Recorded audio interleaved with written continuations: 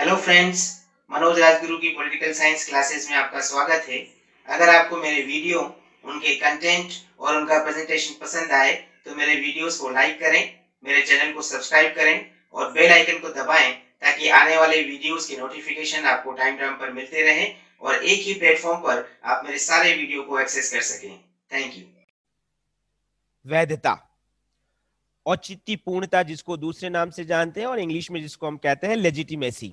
तो कल की क्लास में हम लोगों ने वैधता क्या होती है उसका एक अर्थ देखने की कोशिश की थी और वैधता की विशेषताएं क्या हैं उनके ऊपर चर्चा की थी। एक छोटी सी बात मैं वापस रिपीट कर देता हूं। वैधता के अंदर हम लोग ये मानते हैं कि किसी भी राज व्यवस्था में जो दो पक्ष होते हैं, एक शासक जो कि शासन करता है और दूसरा शासित जिनके ऊपर शासन किया जाता है, जब शासित शासक को अपनी स्वीकृति या सहमति या समर्थन देते हैं तो यही वैधता बन जाती है ना। तो वैधता का संबंध शासितों की स्वीकृति, सहमति या समर्थन से है। ये एक मोटी बात आप लोगों को ध्यान में रखने की जरूरत है। मैंने कल एक बात और भी कही थी कि वैधता का मतलब वैधानिक होना नहीं है, कि मतलब कानून के हिसाब से जो सही हो रहा है जरूरी नहीं है कि उसे वैधता कहा जाए, क्योंकि कानून गलत भी बनाए जा सकते हैं और ऐसे गलत कानूनों को लोगों के द्वारा या शासितों के द्वारा कभी भी अपना समर्थन, कभी भी अपनी सहमति नहीं दी जाती है।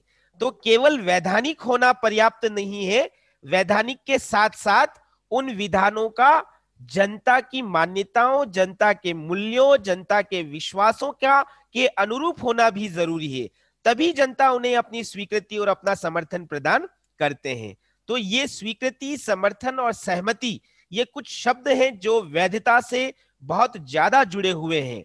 इसीलिए इन शब्दों को आपको अपने दिमाग में बिठाना होगा। अब इसी से जुड़ा हुआ हम एक अगला वैधता से जुड़ा हुआ एक अगला विषय हम लोग यहाँ पर देख रहे हैं। स्रोत क्या है? वैधता के स्रोत। स्रोत का मतलब सोर्सेस। सोर्सेस का मतलब क्या है कि वैधता जिसमें जिसमें हम कह रहे हैं कि शासक को अपना समर्थन दे रहे हैं, तो क्यों दे रहे हैं, किस कारण से समर्थन दे रहे हैं, वो कारण सोर्स कहलाता है, स्रोत कहलाता है। तो वैधता के कौन कौन से सोर्सेज हैं जिनके कारण शासितों की सहमति, समर्थन व्यक्त होता है, तो उन्हीं सोर्सेज को हम यहां पर देखने की कोशिश कर रहे हैं। कुल 4 सोर्सेज की हम चर्चा करेंगे, लेकिन जो 3 सोर्सेज हैं शुरू के, वो मैक्स वेबर के द्वारा बताए गए हैं। आप लोग याद करो, पिछले हमारे जो 2 टॉपिक थे, सत्ता और शक्ति, उसमें हमने मैक्स वेबर की चर्चा की थी। मैक्स वेबर ने शक्ति के 3 प्रकार बताए, सत्ता के 3 प्रकार बताए। वही 3 प्रकार वैधता के स्रोत के रूप में भी जाने जाते हैं। अभी हम उसको एक नए नजरिए से यहां देखने की कोशिश करेंगे। तो जो हमारा पहला आज का टॉपिक है वो है वैधता के स्रोत, यानी कि वैधता प्राप्त कहां से होती है। फॉर एग्जाम्पल, पहला सोर्स हम बता सकते हैं परंपरा। परंपरा का मतलब क्या है? जो एक पीढ़ी से दूसरी पीढ़ी में हस्तांतरित होती है, चली आती है, और इसलिए चली आती है क्योंकि लोगों का यह मानना होता है कि यह परंपरा हमारे अनुकूल है, हमारे हितों की रक्षक है, और इसी कारण उस परंपरा में उनका विश्वास होता है। जैसे राजतंत्र का हम एक उदाहरण लेते हैं। राजतंत्र में राजा कौन बनता है? राजा को कभी भी निर्वाचित नहीं किया जाता। एक मिनट रुकना है, बाकी सबकी क्लासेस है, फिर एक आनंदम की मीटिंग भी है, इसलिए 11:40 पे।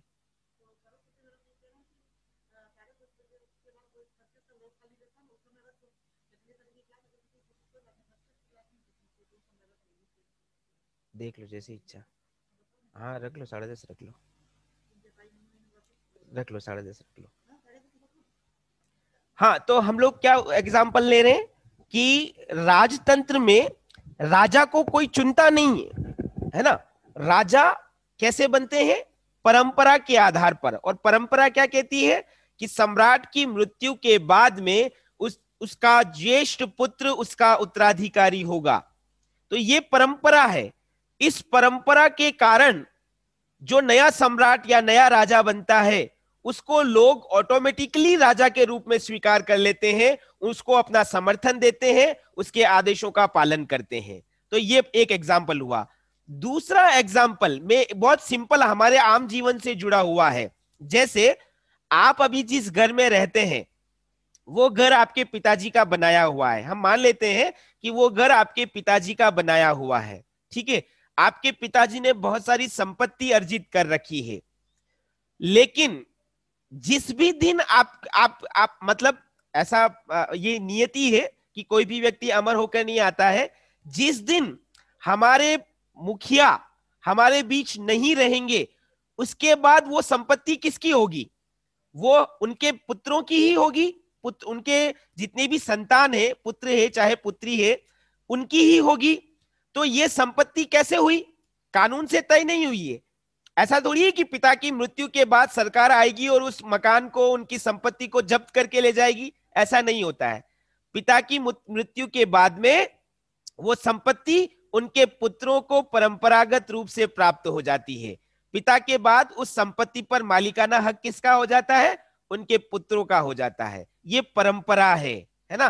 तो कहने का मतलब परंपरा के आधार पर स्वीकृति, समर्थन, इनका जन्म होता है। तो ये वैधता का पहला स्रोत जिसको मैक्स वेबर परंपरा के रूप में बताते हैं। दूसरा, वैधता का दूसरा स्रोत होता है संविधान या कानून। कि जैसे आज हम लोग, मैं वही उदाहरण वापस दे रहा हूं, अशोक गहलोत साहब के आदेशों को मान रहे हैं, अशोक गहलोत साहब को स्वीकार कर रहे हैं। क्यों स्वीकार कर रहे हैं? क्योंकि गहलोत साहब कानूनी प्रक्रिया के तहत चुनाव लड़े, उनकी पार्टी को बहुमत मिला, उनकी पार्टी ने उनको नेता चुना और फिर वो मुख्यमंत्री बने। तो ये कानूनी प्रक्रिया से वो इस पद पर आए हैं, इसलिए कानून की बाध्यता के चलते हम उन्हें अपना मुख्यमंत्री मान रहे हैं। इसी तरह से केंद्र के अंदर मोदी जी को हम अपना समर्थन दे रहे हैं, उनको अपना प्रधानमंत्री मान रहे हैं। क्यों? क्योंकि वो मनमर्जी से उस कुर्सी पे नहीं बैठे या कुछ लोगों ने उनको नहीं बैठाया है, बल्कि कानून की प्रक्रिया के तहत, संवैधानिक नियमों के तहत उन्होंने वो पद प्राप्त किया है। और इसीलिए हम शासित उस संवैधानिक प्रक्रिया के कारण उनको अपना समर्थन दे रहे हैं, उनको प्रधानमंत्री के रूप में स्वीकार कर रहे हैं। तो वैधता का दूसरा जो स्रोत बन जाता है वो है संविधान या कानून। यह भी मैक्स वेबर के द्वारा बताया गया है। और तीसरा है चमत्कार, करिश्मा। करिश्मा या चमत्कार का मतलब, जैसे हम लोग पहले भी समझ चुके हैं कि कुछ व्यक्तियों का व्यक्तित्व इतना आकर्षक और प्रभावशाली होता है कि उससे प्रभावित होकर उनके अनुयायी स्वतः उनमें अपना समर्थन व्यक्त करते हैं, उन्हें अपनी सहमति प्रदान करते हैं, उन्हें अपने स्वीकृति प्रदान करते हैं। फॉर एग्जाम्पल, कल मैंने एक एग्जाम्पल दिया था आपको महावीर स्वामी का, गौतम बुद्ध का। तो ये क्या था? ये उनके व्यक्तित्व का चमत्कार था, जिसके चलते उन्होंने जो उपदेश दिए उनसे प्रभावित होकर कई अनुयायी उनके अंध भक्त हुए या समर्थक हुए और उनके बताए गए आदेशों का पालन करने लगे। तो ये व्यक्तित्व का चमत्कार है। ये पूरा वर्तमान में भी हम देख सकते हैं, बहुत से लीडरशिप ऐसी होती है जिनके व्यक्तित्व से प्रभावित होकर लोग उनको अपना समर्थन देते हैं, उन्हें अपनी स्वीकृति प्रदान करते हैं। तो व्यक्तित्व का गुण भी, व्यक्तित्व का चमत्कार भी वैधता उत्पन्न करने में सहायक होता है। तो ये तीन जो सोर्स हैं, ये तीन स्रोत जो हैं, वो मैक्स वेबर ने बताए थे, परंपरा, संविधान या कानून, और तीसरा है चमत्कार। इसी में हम एक चौथे सोर्स, चौथे स्रोत की चर्चा कर सकते हैं, और वो है विचारधारा। विचारधारा का मतलब क्या होता है? विचारधारा किसी एक विशिष्ट क्षेत्र के अंदर कुछ निश्चित नियमों, मूल्यों या मानदंडों के आधार पर जब हम अपनी बात रखते हैं तो वो हमारी विचारधारा बन जाती है। जैसे एग्जाम्पल के तौर पर अगर हम ये कहते हैं कि समाज के अंदर सभी लोग, चाहे वो किसी भी धर्म, जाति, भाषा, वर्ण, रंग, लिंग के हो, उनको समान मानना चाहिए, उनके बीच में आर्थिक असमानता समाप्त होनी चाहिए। तो ये क्या है? ये एक विचारधारा है जिसको हम समाजवाद कह सकते हैं, कि समाजवाद एक ऐसी विचारधारा है जो सभी के बीच में असमानता या विषमता का अंत करते हुए समानता लाने की बात करती है। तो जो लोग, जितने भी लोग इस विचारधारा को मानेंगे, वो एक दूसरे को समर्थन प्रदान करेंगे, है ना। जैसे लोगों को स्वतंत्रता, समानता, अधिकार, न्याय, कर्तव्य मिलना चाहिए, ये लोकतांत्रिक विचारधारा है। और जो भी लोकतांत्रिक विचारधारा का पालन करेगा, उसके अनुसार कार्य करेगा, हम उसको अपना समर्थन देंगे। तो कहने का मतलब, विचारधारा एक चौथा स्रोत है जिसके चलते वैधता उत्पन्न होती है, या स्वीकृति, समर्थन या सहमति विकसित होती है। तो ये 4 स्रोत है जिसके आधार पर हम कह सकते हैं कि वैधता का निर्माण होता है। ये पहला बिंदु। दूसरी बात हम लोग कर सकते हैं, वैधता के प्रकार। वैधता कितने तरह की हो सकती है? अलग अलग विद्वानों ने इसको अलग अलग रूपों में परिभाषित करने की कोशिश की है। हम सबसे पहले डेविड ईस्टन की बात करते हैं। आप लोगों ने पढ़ा था, जब हम लोग व्यवहारवाद पढ़ रहे थे, तब ये नाम आप लोगों ने सुना था। व्यवहारवाद को प्रस्तुत करने का श्रेय डेविड ईस्टन को जाता है। उन्हीं डेविड ईस्टन ने वैधता यानी कि सहमति और स्वीकृति के 3 प्रकार बताए हैं। पहला वो कहते हैं विचारधारात्मक वैधता। अभी विचारधारा का मतलब मैंने बताया था, हर विचारधारा के अपने निश्चित सिद्धांत होते हैं, हर विचारधारा की अपनी निश्चित मान्यता होती है। तो जब भी कोई राज व्यवस्था किसी निश्चित विचारधारा के आधार पर स्थापित होती है, तो उस राज व्यवस्था के अपने कुछ विचारधारा के अनुरूप निश्चित उद्देश्य होते हैं। वो राज व्यवस्था उसी विचारधारा के अनुरूप अपने क्रियाकलाप करती है और कुछ निश्चित मानक और मूल्य स्थापित करती है। और लोग, उस राज व्यवस्था में रहने वाले लोग विचारधारा के कारण ही उस राज व्यवस्था को अपनी सहमति या अपना समर्थन प्रदान करते हैं। तो ऐसी वैधता जो विचारधारा के आधार पर स्थापित होती है, जिसमें राज व्यवस्था की सीमा तय होती है, जिसमें शासक और शासितों के बीच स्पष्ट संबंध व्यक्त होते हैं, ऐसी विचारधारा को, ऐसी वैधता को डेविड ईस्टन विचारधारात्मक, आइडियोलॉजिकल लेजिटिमेसी या विचारधारात्मक वैधता कहते हैं। डेविड ईस्टन ने वैधता का दूसरा प्रकार बताया है संरचनात्मक वैधता, स्ट्रक्चरल लेजिटिमेसी। संरचनात्मक वैधता का मतलब, संरचना किसको कहते हैं? संरचना कहते हैं ढांचे को, है ना। जैसे हमारा अपना घर है, हमारे घर में 2 कमरे हैं, किचन है, एक डाइनिंग है, एक ड्राइंग रूम है, लेट बाथ है, थोड़ा सा ओपन स्पेस है। ये हमारे घर की संरचना है। किसी के यहाँ 1 कमरा होता है, किसी के यहाँ 5 कमरे होते हैं। तो अलग अलग तरह की संरचना होती है। उसी तरह से राज व्यवस्था की भी अपनी संरचनाएं होती है।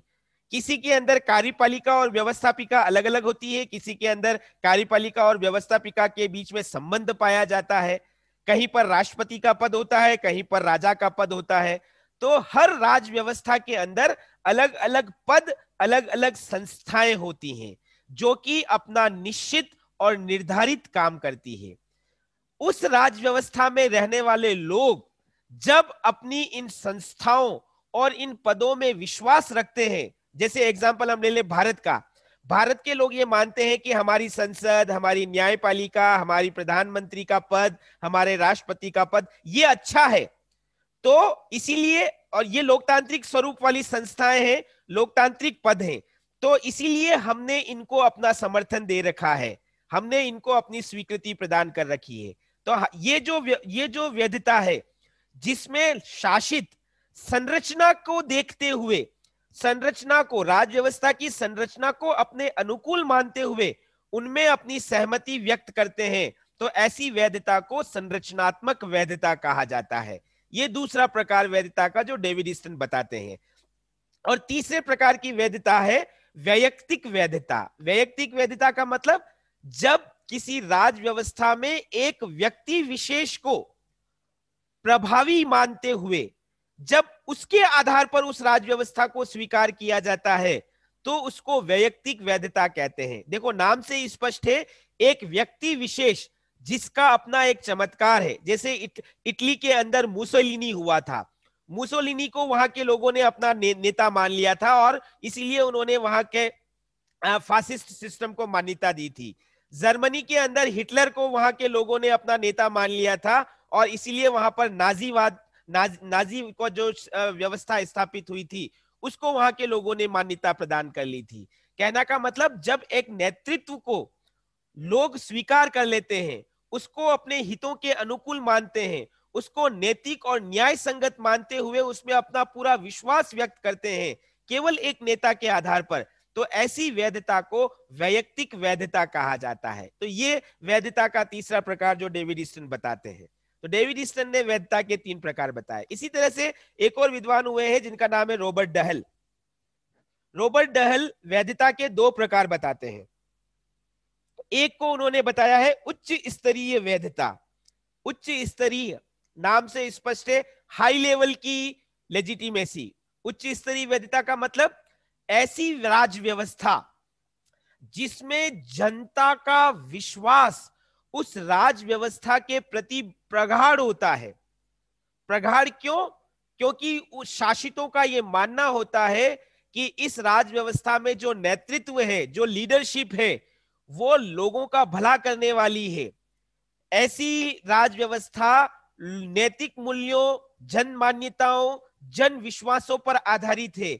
इसीलिए शासक जो भी आदेश प्रदान कर रहे हैं उनका स्वाभाविक तौर पर शासितों के द्वारा प्रयोग किया जा रहा है, पालन किया जा रहा है। इसीलिए इन राज व्यवस्थाओं में ना तो हिंसा का प्रयोग होता है, ना ही दमन और बल का प्रयोग होता है, बल्कि सारे संबंध स्वाभाविक रूप से प्रेम से स्थापित होते हैं। तो ऐसी राज व्यवस्थाओं को जो वैधता प्राप्त होती है उसको रॉबर्ट डहल उच्च स्तरीय वैधता कहते हैं। सामान्यतः जनतंत्रात्मक शासन व्यवस्थाओं में रॉबर्ट डहल ने उच्च स्तरीय वैधताओं को देखा है। तो ये वैधता का पहला प्रकार जो डहल बताते हैं। और इसका बिल्कुल अपोजिट दूसरा निम्न स्तरीय वैधता, लो लेवल की लेजिटिमेसी। जो बातें आपने उच्च स्तरीय वैधता के बारे में देखी उसका बिल्कुल अपोजिट आप लोग देख सकते हो कि ऐसी राज व्यवस्था जिसके अंदर लोग ये मानते हैं कि जो नेतृत्व है वो सही नहीं है, उससे हमारा भला नहीं होगा, और इसीलिए वो नेतृत्व के या राज व्यवस्था के आदेशों का पालन करने से इनकार करते हैं। परिणाम स्वरूप वो नेतृत्व हिंसा के आधार पर, दमन के आधार पर, बल के आधार पर अपने आदेशों का पालन करवाता है। उससे नाराज होकर जनता उस राज व्यवस्था में क्रांति या आंदोलन का सहारा लेती है।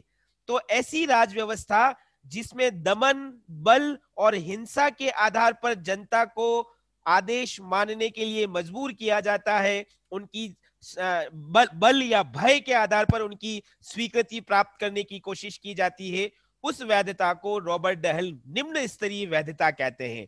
और सामान्यतः तानाशाही वाले राज व्यवस्थाओं में जहां पर अधिनायक तंत्र पाया जाता है वहां पर निम्न स्तरीय वैधता देखी जाती है। तो ये 2 अलग अलग प्रकार हम लोगों ने देखे डेविड ईस्टन और रॉबर्ट डहल के अनुसार की वैधता किस तरह से होती है। आप इसमें कुछ पुस्तकों में देखेंगे मैक्स वेबर ने भी 3 प्रकार की वैधता बताई है जो अभी हमने सोर्स के रूप में देखी थी। एक परंपरागत वैधता, एक कानूनी वैधता और एक चमत्कारिक वैधता। तो उसी रूप में आप उनको वैधता के प्रकार के रूप में भी समझ सकते हैं।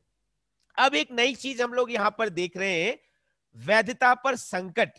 ये टाइटल थोड़ा टिपिकल है लेकिन इसको समझने की कोशिश करते हैं फिर आगे बढ़ते हैं।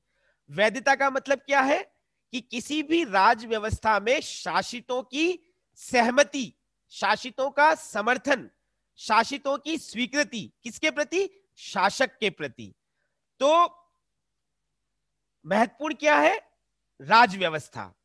जब किसी राज व्यवस्था में रहने वाले लोग शासित संतुष्ट होते हैं, संतुष्ट किससे? उस राज व्यवस्था में जो नेतृत्व है, जो नेता लीडरशिप है, कि ये लीडरशिप हमारे लिए अच्छा काम कर रही है या करेगी, या राज व्यवस्था में जो भी आदेश प्रदान किए जा रहे हैं वो लोक कल्याणकारी आदेश हैं, वो लोगों की मूलभूत आवश्यकताओं को पूरा करने वाले हैं, वो जन विश्वासों, जन मान्यताओं, जन मूल्यों के अनुरूप है। जब ऐसी व्यवस्था किसी राज व्यवस्था में होती है तो उस राज व्यवस्था में रहने वाले शासित संतोष का भाव रखते हैं, संतुष्ट होते हैं, और इसी संतोष के भाव के कारण शासित जो है वो अपनी सहमति और स्वीकृति प्रस्तुत करते हैं। इसीलिए शासक और शासितों के बीच के संबंध मधुर होते हैं। आप ये डायग्राम से देख सकते हैं, शासक और शासित करीब आते हैं, एक दूसरे के पास आते हैं। क्यों? क्योंकि शासित स्वीकृति और सहमति प्रदान कर रहे हैं शासकों को। क्यों? क्योंकि उनके अंदर संतोष का भाव है शासन के प्रति, शासक के प्रति, और यही संतोष का भाव सहमति और स्वीकृति यानी कि वैधता प्रदान करता है। लेकिन इसकी एक और अपोजिट स्थिति की कल्पना हम कर सकते हैं कि जब किसी राज व्यवस्था में रहने वाले लोग असंतुष्ट होते हैं। असंतुष्ट किसके प्रति? कि उस राज व्यवस्था में जो नेतृत्व है वो नेतृत्व सही नहीं है, प्रभावशाली नहीं है, लोगों के लिए कल्याणकारी नहीं है, लोगों की आवश्यकताओं को पूरा नहीं कर रहा है, लोगों के विश्वासों, मान्यताओं को नजरअंदाज कर रहा है।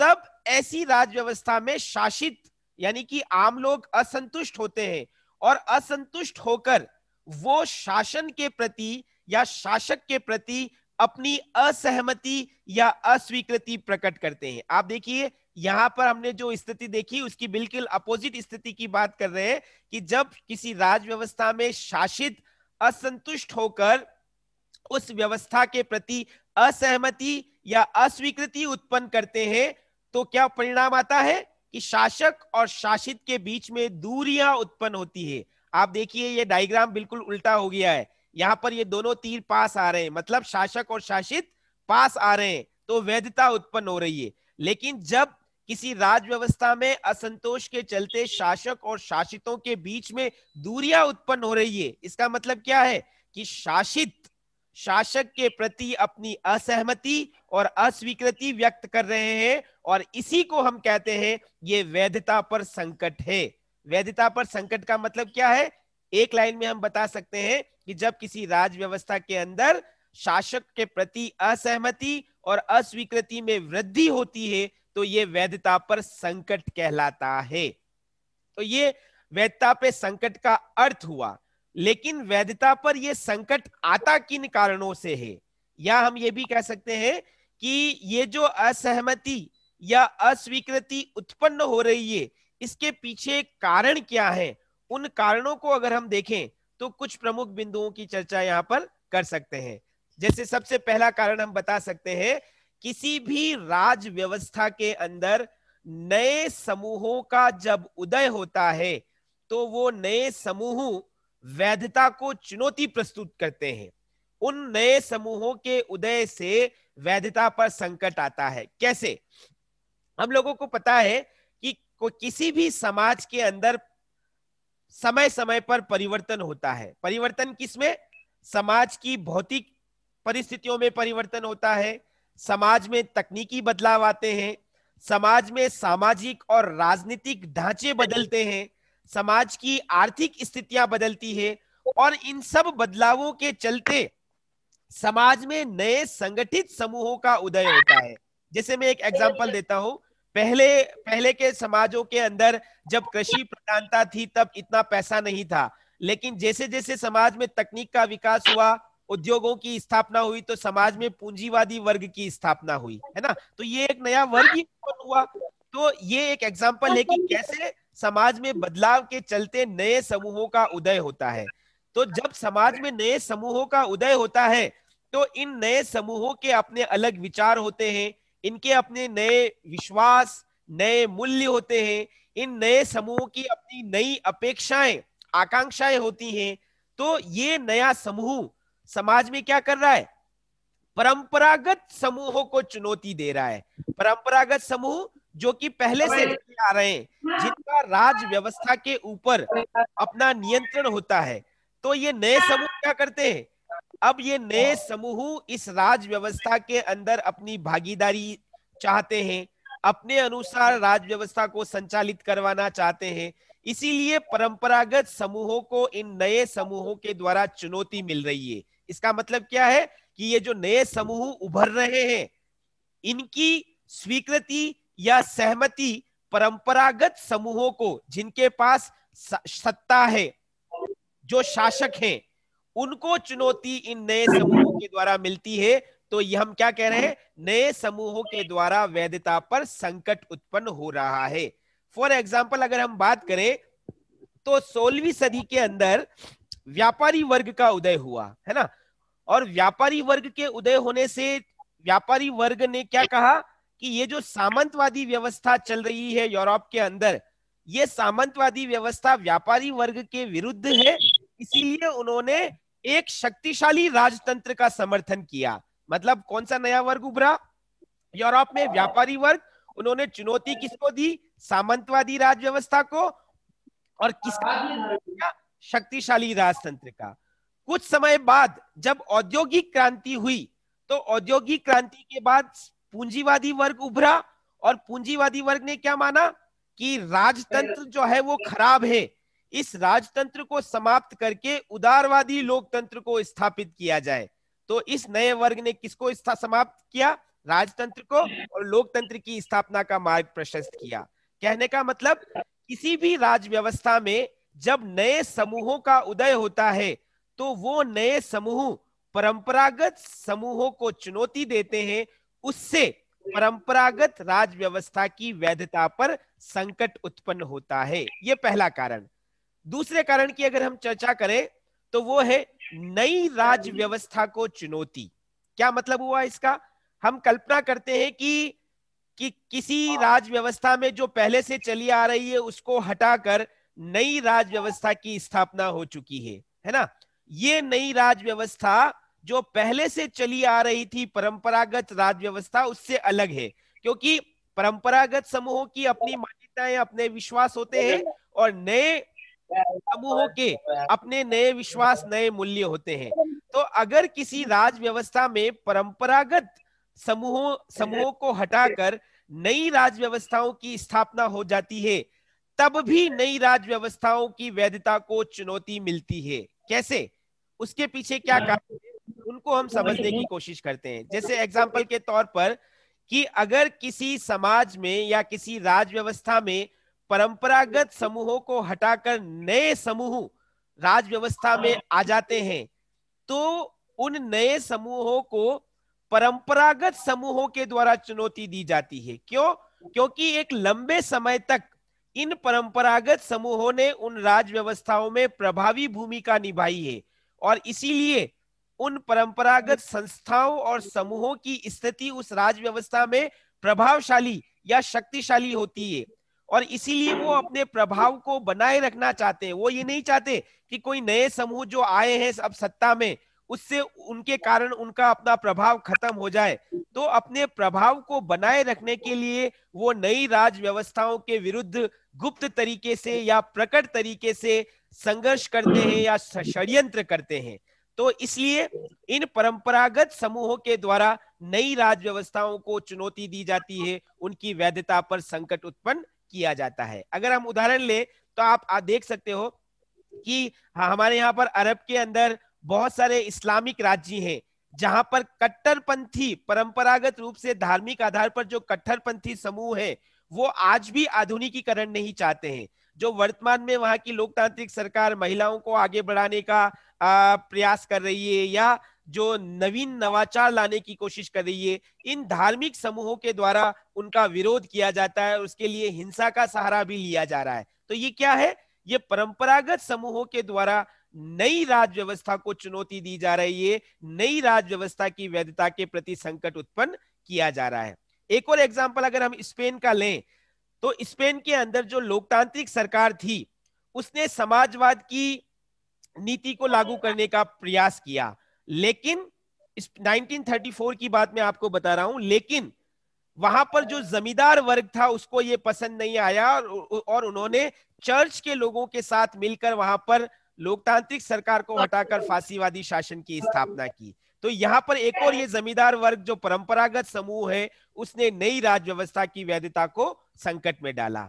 इसी तरह से एक और चीज अलग तरह से अगर हम देखें तो नई राज व्यवस्थाओं की स्थापना लोगों की सहमति और सहयोग से होती है, लेकिन अगर नई स्थापित राज व्यवस्था अपने लोगों की अपेक्षाओं पर खरी नहीं उतरती है तो लोगों का समर्थन, लोगों की स्वीकृति उसके प्रति कम होने लगती है और इसके चलते भी वहां पर राज व्यवस्था उनकी वैधता को संकट स्थापित होता है। फॉर एग्जाम्पल 1945 में जब द्वितीय महायुद्ध समाप्त हुआ तो एशिया और अफ्रीका के कई राज्यों में लोकतांत्रिक सरकारों की स्थापना हुई, लेकिन वो लोकतांत्रिक सरकार लोगों की मान्यताओं पर खरी नहीं उतरी, इसीलिए वहां पर बार बार तख्ता पलट होते गए। तो कहने का मतलब नई राज व्यवस्थाओं को वहां के लोगों के द्वारा, जिन लोगों ने स्थापित किया है उनके द्वारा भी कई बार चुनौती मिली है, क्योंकि वो नई राज व्यवस्थाएं उनकी अपेक्षाओं पर खरी नहीं उतरी। तो ये दूसरा संकट हम बता सकते हैं, नई राज व्यवस्थाओं को चुनौती।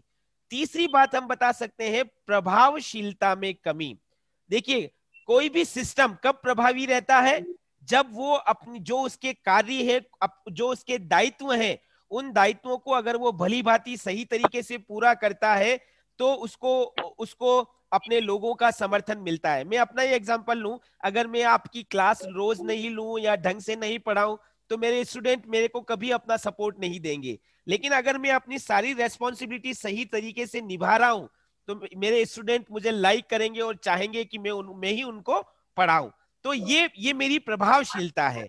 राज व्यवस्था की भी इस तरह की प्रभावशीलता होती है कि जब तक वो प्रभावी तरीके से अपनी रेस्पॉन्सिबिलिटी जो उसके एसेंशियल वर्क है उनको पूरा करती है तो लोगों का समर्थन, लोगों की सहमति यानी कि वैधता उसे प्राप्त रहती है। लेकिन अगर कोई राज व्यवस्था धीरे धीरे असक्षम होने लगे, वो अपने दायित्वों के प्रति संवेदनशील ना हो, उदासीन हो जाए, तटस्थ रहे या अपनी जिम्मेदारियों को उचित तौर पर पूरा नहीं करे, तो ऐसी स्थिति में उसका प्रभाव जनता में कम होने लगता है और इसीलिए जनता उसे अपनी सहमति या स्वीकृति देना बंद कर देती है। ये उनकी प्रभावशीलता के आधार पर उनकी वैधता को चुनौती या संकट प्रदान होता है। फॉर एग्जाम्पल हम सोवियत संघ का लेते हैं।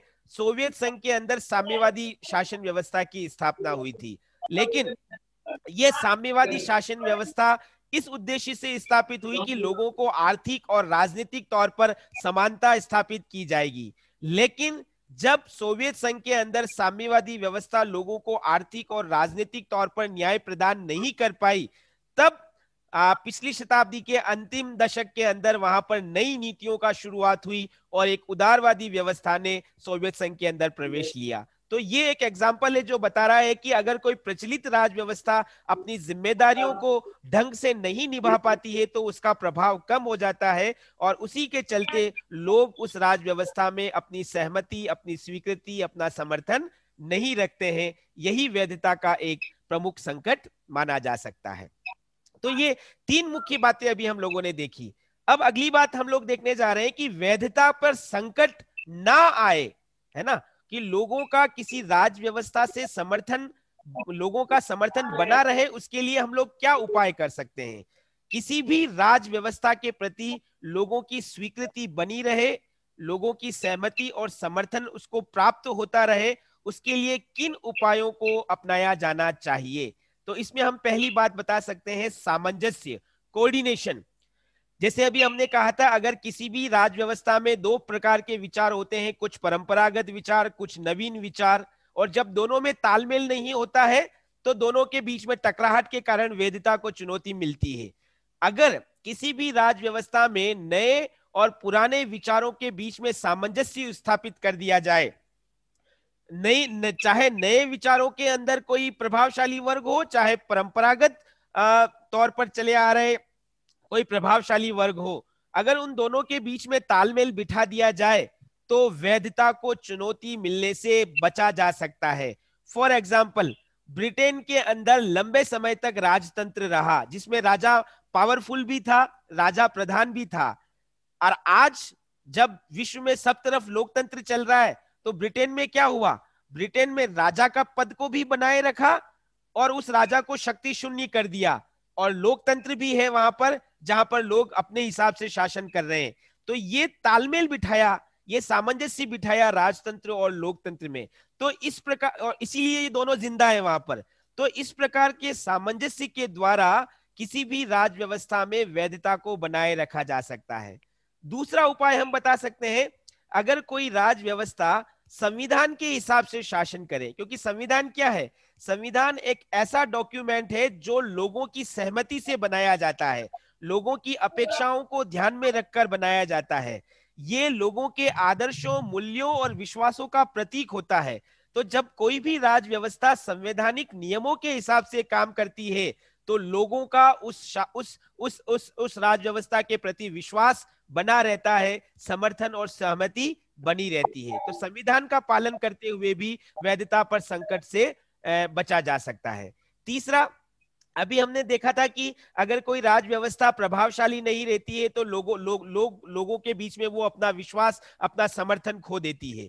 तो ये विश्वास और समर्थन बनाए रखने के लिए जरूरी क्या है कि राज व्यवस्था जो उसके एसेंशियल और जनरल रेस्पॉन्सिबिलिटी है, जो सामान्य और अनिवार्य दायित्व है, उन दायित्वों को वो पूरा करे, वो लोगों के वेलफेयर के लिए अधिक से अधिक काम करे, वो लोगों के बीच में जस्टिस, इक्वेलिटी और लिबर्टी यानी कि न्याय, स्वतंत्रता और समानता जैसे मूल्यों की स्थापना करे, लोगों को नागरिक अधिकार प्रदान करे। अगर ये सारे काम कोई राज व्यवस्था करती है तो जनता उस राज व्यवस्था को, यानी कि शासित उस राज व्यवस्था को अपने लिए उपयोगी मानेंगे और उसे निरंतर अपना समर्थन प्रदान करेंगे। तो कहने का मतलब, कोई भी राज व्यवस्था अपनी उपयोगिता बनाए रखते हुए अपने ऊपर आने वाले संकट से बच सकती है।